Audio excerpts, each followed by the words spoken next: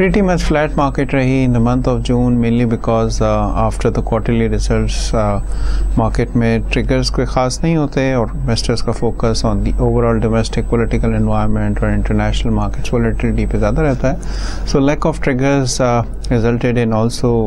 dearth of volumes as well, जो कि decline नज़र आता है. इसके साथ ही for investors भी because of international markets को shy इस period पे नज़र आते हैं. However, if you look at the year-on performance, the total overall performance of FY12, तो जून की क्लोजिंग के साथ ही मार्केट का जो रिटर्न है KC 100 इंडेक्स से मेजर करें तो कोई अबाउट 10% रहा है और जो एवरेज इक्विटी फंड्स की परफॉर्मेंस रही वो अबाउट कोई 11% to 18% की रेंज में वेरियस इक्विटी फंड्स की रही है, जो कि एक डिसेंट रिटर्न है given the overall economic environment. और इसके साथ ही अगर हम एक लास्ट ईयर की जो इकोनॉमिक और पॉलिटिकल एनवायरनमेंट को कंसिडर करें तो वो काफ़ी वोलेटाइल रही है. इकोनॉमिक डेटा पॉइंट्स कोई ख़ास नहीं रहे, बल्कि इस दौरान पाकिस्तान की जो ओवरऑल इकोनॉमिक बैलेंस शीट है वो काफ़ी डिटोरिएट हुई है. ऑलरेडी रिफ्लेक्ट करता है फ्रॉम द करंट अकाउंट और fiscal account, government borrowing, currency depreciation, ये तीनों फैक्टर्स जो काफ़ी अनफेवरेबल हैं डिस्पाइट दैट. और चैलेंजिंग इंटरनेशनल एनवायरनमेंट में we think that Pakistan's equity market has shown a reasonable decent performance in this context. आगे चल के specially with the beginning of June ये जो न्यूज़ फ्लो हुआ है about the potential release of CSF payments from the US, ये एक market के लिए एक अच्छा पॉजिटिव हो सकता है. और उसके साथ ही हम लास्ट मंथ भी डिस्कस कर चुके हैं डिक्लाइन इन इंटरनेशनल प्राइसेस. ये एक अच्छा इवेंट हो सकता है फॉर द लिक्विडिटी और इसकी इम्प्लीकेशंस है गवर्नमेंट की फिस्कल प्रोजेक्शंस के लिए और फिस्कल स्पेस के लिए because of energy subsidies and related payments. तो इधर दो चीज़ें पॉजिटिव हो सकती हैं. और गोइंग फॉरवर्ड जो एनवायरनमेंट है again with the low economic growth environment, कोई 3-4% की ग्रोथ जो हम इकोनॉमी में देख रहे हैं और गवर्नमेंट पे जो प्रेशर्स हैं फिस्कल साइड पे भी और इन्फ्लेशन साइड पे भी, तो उसमें उस एनवायरनमेंट में वी थिंक कि मार्केट के जो इक्विटी रिटर्न्स हैं वो एक नॉर्मलाइज्ड डिसेंट रिटर्न्स आगे भी इन्वेस्टर्स के लिए इस मार्केट में हो सकते हैं. However despite all the facts एक स्ट्रॉन्ग डिविडेंड यील्ड और लो वैल्यूएशंस मार्केट में इन्वेस्टमेंट का case at all times attractive investment रहती है.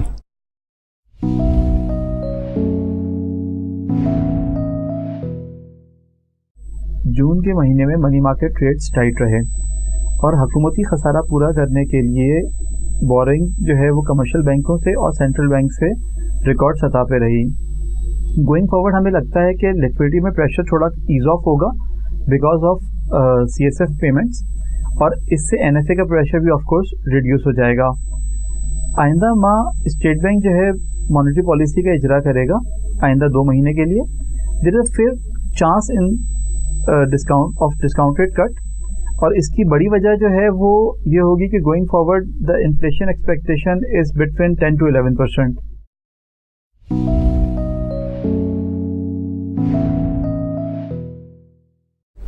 Talking about the macro economic side, अगर हम उसमें CPI इन्फ्लेशन की पहले बात कर लें तो उसमें year on year CPI inflation का जून का जो नंबर रिलीज़ हुआ है उसमें हमने कदरे बेहतरी देखी है और वो कोई 11.3% का नंबर आया एज़ कम्पेयर टू 12.3% जो हमने मई के महीने में देखा था. सो जो ओवरऑल जून के नंबर के बाद जो साल की एवरेज इन्फ्लेशन बनी है FY12 की वो कोई 11% के करीब बनी है, which is 1% lower than the current discount rate. तो कोई 1% का हमारा इस वक्त पॉजिटिव रियल रेट जो इस वक्त हमारा बन रहा है. अदर दैन इन्फ्लेशन अगर हम बात करें एक्सटर्नल अकाउंट की तो वहाँ पे प्रेशर्स जो हैं वो सिग्निफिकेंट हैं और ग्रेजुअली इंक्रीज़ हो रहा है उनमें. करंट अकाउंट डेफिसिट का जो लास्ट नंबर रिलीज़ हुआ है मई के महीने में वो कोई $414 मिलियन का नंबर आया है, जिसने ओवरऑल जो हमारी बैलेंस ऑफ पेमेंट की पोजीशन उस पर फर्दर जो प्रेशर जो है बिल्ड किए हैं. फाइनेंशियल अकाउंट में भी हमने कोई साइजेबल फ्लोज नहीं देखे, सो ओवरऑल ये प्रेशर्स हमारे एक्सटर्नल अकाउंट पे प्रिवेल कर रहे हैं. FX रिजर्व की अगर हम बात करें इन तमाम फैक्टर्स को देखते हुए तो वो कोई $15 बिलियन के करीब पहुंच चुका है, जो साल के बिगनिंग में कोई $18.3 बिलियन के करीब था और ये ओवरऑल मोर देन $3 बिलियन की जो इरोजन हमने देखी है FX रिजर्व में, उसमें लार्जली कंट्रीब्यूशन जो है वो हायर करंट अकाउंट डेफिसिट का है, और प्लस हमें जो फाइनेंशियल अकाउंट्स हैं उनमें कोई साइजेबल फ्लोज नज़र नहीं आए, इस वजह से हमने इसमें डिप्लीशन देखी है। और जो ओवरऑल इसका इम्पैक्ट हमें नज़र आया है वो उसकी 2-3 साइट्स के ऊपर हमें इसका इम्पैक्ट नज़र आए हैं। एक तो हम हमेशा हाईलाइट करते रहे कि एक जो हमारी फिस्कल साइड के ऊपर जो ऑफिशियल फ्लोज जो हमारे पास है वो नहीं आए, इसलिए जो फंडिंग ऑफ फिस्कल डेफिसिट है उसका मेजर रिलायंस रहा है on the domestic sources. On the other hand जो एक्सटर्नल अकाउंट में प्रेशर्स की वजह से हमारी जो करेंसी ने डेप्रिसिएशन जो देखी है इस साल में वो काफ़ी सब्सटेंशियल रही है, और FY12 के इस पीरियड में पूरे साल जो है हमने कोई 10% के लगभग जो है वो पाकिस्तान रुपी की वर्सेस US डॉलर जो है डेप्रिसिएशन देखी है, which is quite significant. Fiscal account के ऊपर अगर हम आएँ तो जैसे मैंने पहले हाईलाइट किया कि एक तो ऑफिशियल फ्लोज हमें नहीं रिसीव हुए, इस वजह से हमारी कोई फिस्कल फंडिंग जो है वो फ्रॉम फॉरेन सोर्सेज वो ना होने के बराबर है, और हमारा सारा रिलायंस जो है वो डोमेस्टिक सोर्सेज के ऊपर ही रहा है इस साल में। अभी जो करंट स्टैंडिंग है उसमें एक जो government boring from state bank का नंबर है वो कोई 597 बिलियन रुपीस तक पहुंच गया है, जो लास्ट अवेलेबल नंबर है जून का। और इसकी अगर हम साइज़ को कंपेयर करें तो 597 बिलियन रुपीस का जो अमाउंट है वो कोई 50% से ज़्यादा है of the total outstanding amount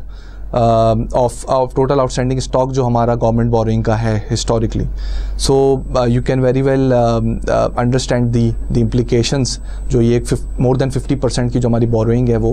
उससे जो इम्पैक्ट हमें गोइंग फॉरवर्ड नज़र आएगा हमारी ओवरऑल मॉनेटरी मैकेनिज्म में। Talking about the outlook, although CPI inflation के अंदर हमने थोड़ी सी ओवरऑल पिछले साल के मुकाबले में बेहतरी देखी है, और लेटली भी उसमें हमें थोड़ी इंप्रूवमेंट नज़र आई है, बट जो एक्सटर्नल अकाउंट और फिस्कल साइड के कंसर्न्स हैं वो काफ़ी सिग्निफिकेंट हैं, और इसी बिना पर स्टेट बैंक ने अपनी लास्ट मॉनेटरी पॉलिसी में भी जो है स्टेटस को मेंटेन किया, और उसमें एक बड़ा रीज़न उन्होंने हाईलाइट किया वो यही है कि प्राइवेट इन्वेस्टमेंट्स जो हैं वो इंक्रीज़ नहीं हो रही है, प्राइवेट क्रेडिट जो ऑफ टेक है उसमें भी कोई खातिर ख्वाह इजाफा नज़र नहीं आया, तो रियल जो इकोनॉमिक ग्रोथ है वहाँ पे कोई इंप्रूवमेंट नज़र नहीं आई, इसलिए जो है मॉनेटरी टाइटनिंग की तरफ इस मौके पर जाना जो है वो स्टेट बैंक उसको कंसिडर नहीं कर रहा है। गोइंग फॉरवर्ड जो है US के साथ जो रिलेशन थोड़े बेहतर हुए, और उसमें कुछ हमें कोलिशन सपोर्ट फंड और कैरी लुगर बिल के अंडर जो हमें कुछ पेमेंट्स हम एक्सपेक्ट कर रहे हैं, उससे ऑल्दो एक्सटर्नल अकाउंट में कुछ बेहतरी नज़र आएगी, बट जो असल जो कंसर्न हमें गोइंग फॉरवर्ड रहेगा वो IMF प्रोग्राम में रहेगा, because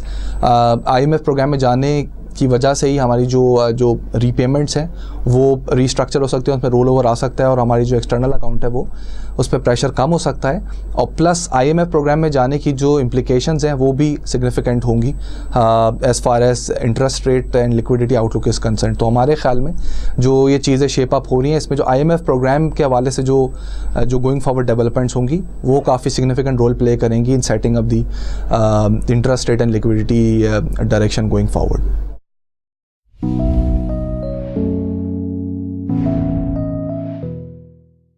So our equity investment strategy जो हमने लास्ट मंथ भी डिस्कस किया था कि we will increase our allocations on dips. So over the past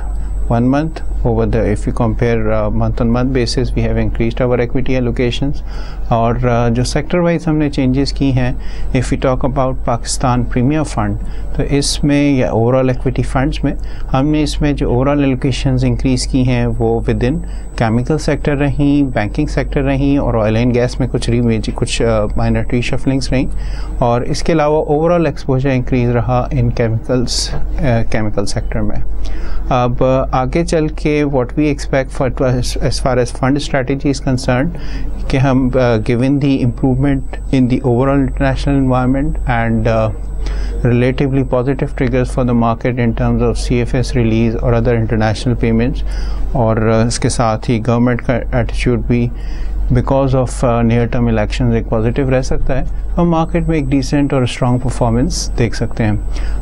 दो इम्पॉर्टेंट फैक्टर्स जो इसमें आगे चल के और भी ज़्यादा इंपॉर्टेंट गेन करेंगे, एक तो ये फ्लोज का ट्रेंड किस तरह रहता है, और इंटरनेशनल ऑयल प्राइसेस जो कि ऑल्दो अपने लोज से कोई 7-8% के करीब रिबाउंड कर चुकी हैं, बट अगर उनमें डिक्लाइन परसिस्टेंट रहता है तो वो भी एक मेजर पॉजिटिव हो सकता है फॉर द करंट अकाउंट, और अगेन उसकी इम्प्लीकेशंस हैं फिर द मार्केट लिक्विडिटी और फ्लोज के लिए।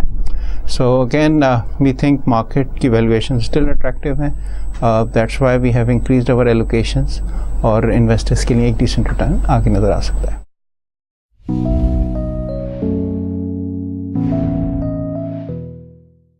MCB इस्लामिक इनकम फंड का रिटर्न इस महीने 8.5% रहा और गोइंग फॉरवर्ड हमें ये लगता है कि हम डबल डिजिट रिटर्न जो है वो मेंटेन कर सकेंगे, जैसे कि हमने इस पिछले साल में भी किए हैं। इस महीने हमने इस्लामिक इनकम फंड की एसेट एलोकेशन में थोड़ा सा चेंज किया है। We have increase the allocation in GOP Ejara Sukuk. Currently it is 68% and we are intending to make it over 70% in the months to come.